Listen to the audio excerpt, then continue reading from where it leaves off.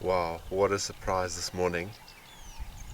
It's just one of those things when you turn down a road that you think, oh, this will be a good road to drive. And here we have a mother cheetah and her cub quenching their thirst early in the morning. This is special, really, really special.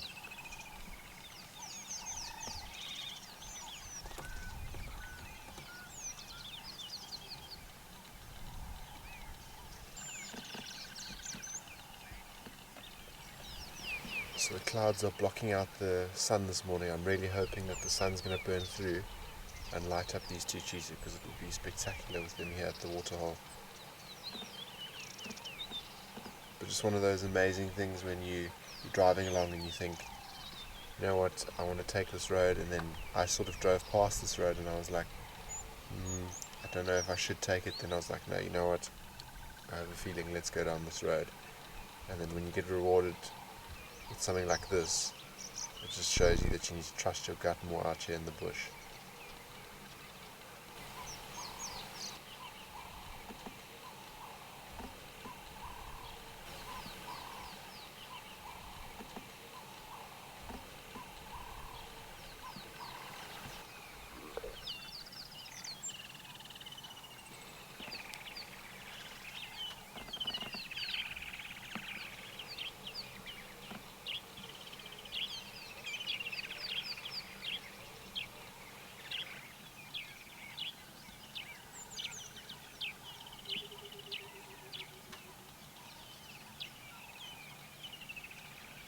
So this young cheetah is looking in the direction. There's two impala that have sort of just wandered into the scene.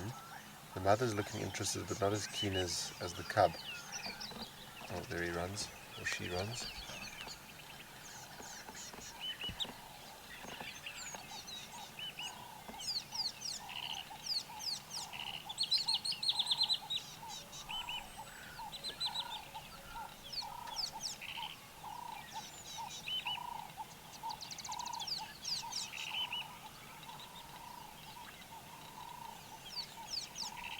So this female cheetah, interestingly, seems like she's got quite a bad injury on her foot.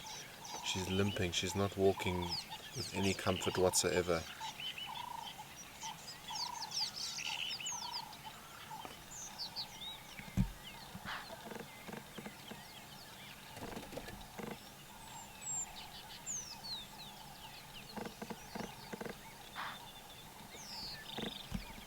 So I'm currently sitting with these two cheetah, and wow, what a special feeling to be able to sit with relaxed cheetah. Normally cheetah, when you see them, they're kind of iffy. They sometimes will wander off, sometimes they'll hide in the bush. But these two have been very relaxed, this mother and the cub, and hopefully they'll lead us to something good, or even just spending time with them is good, really.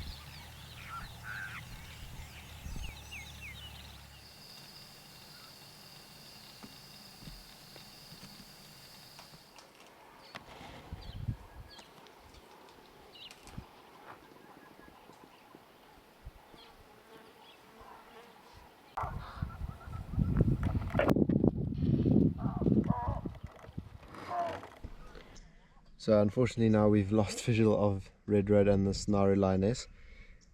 We suspect they're going to pop out at the main dam. We're going to try and loop around there, but I'm not too sure if we're going to see them again. But it's good to see Red Road again. He's looking well, and hopefully he's picked up a bit of condition, because the last time we saw him we weren't too sure if he was alright or if he was losing his grip on the Mbiri Pride, but it seems now he's sort of cemented his way back in if he's mating with the females.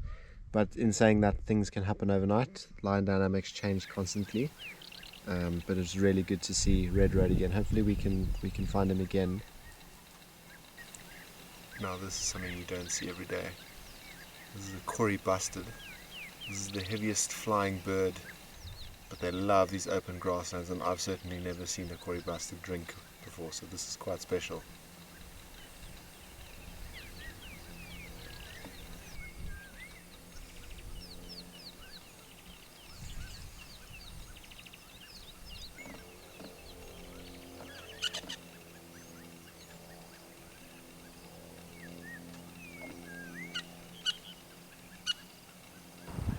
We've hit the jackpot this afternoon. We've bumped into the entire Mbiri Pride.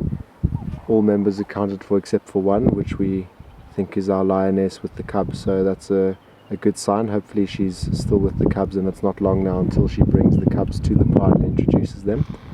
But really great to see most of the Mbiris except for one, and of course the 3 tin swallow males. And I see Ncila, we'll show you him in a second, is slowly but surely creeping closer and closer back into the pride, so hopefully it's all uphill now for Ncila. He's had quite a rough couple of months, and hopefully now he's going to cement his way back into the coalition and be accepted by the rest of the pride.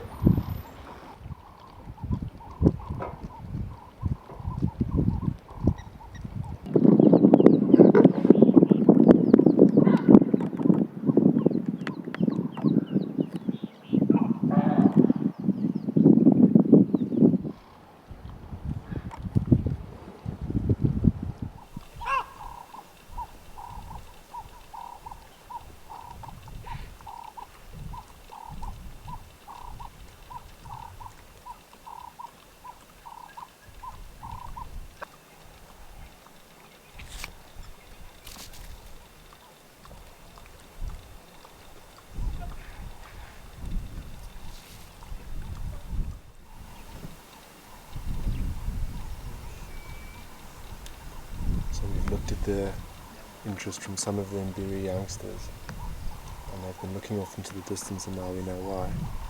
There's a small troop of baboons playing in a leadwood tree, and some of the youngsters there have been barking, as you can hear, at the Mbiri Pride.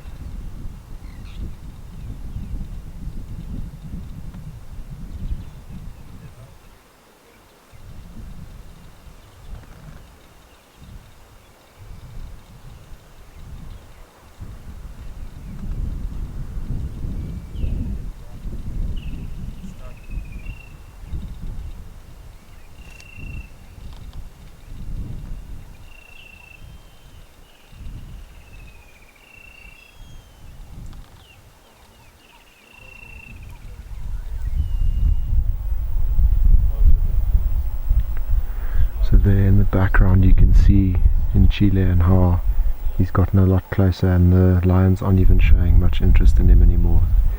So when I was here a few weeks ago when I first started, they were very, very skeptical of him, and they would all keep an eye on him, and now they've sort of lost interest of him, and they still give the odd growl, but nothing as intense and targeted as it was a few weeks ago, which is a good sign, and hopefully this is good for Ncila, and this is his way back in.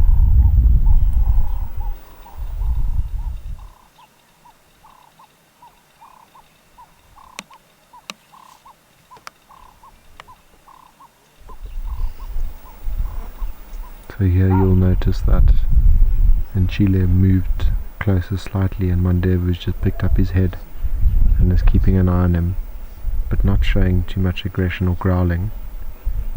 And now Mandevu's even dropped his head again. So it just shows how long it's taken Ncila to come back from his injury and get accepted back in with them. And like I said, hopefully this is the good start for Ncila that he needs. And the Mbiri Pride also need Ncila more than Ncila needs them, because with all the pressure that's coming from other male lions approaching the area, they need all the firepower that they can get to defend the Mbiris.